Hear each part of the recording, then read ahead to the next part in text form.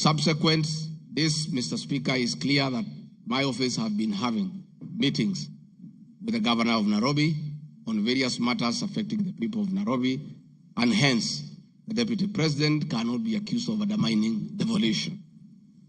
Mr. Speaker, I've been accused of undermining devolution by allegedly holding meetings to fight alcohol.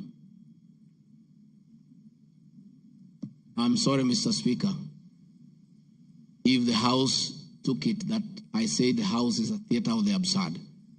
I was talking about this specific charge of undermining devolution by holding meetings to fight alcohol to be discussed in this House. That to me is what I thought that moment. 5 minutes or 10 minutes, that would be the theater of the absurd. I did not attribute in any way by trying to demean this House that I sat for 5 years, by calling it the theater of the absurd. But this particular charge, Mr. Speaker, drug and alcohol problem in Kenya has been on the increase, and many of our youth have become addicted to alcohol and their lives destroyed because it causes them to drop out of school and start engaging in petty crime to look for money to buy alcohol.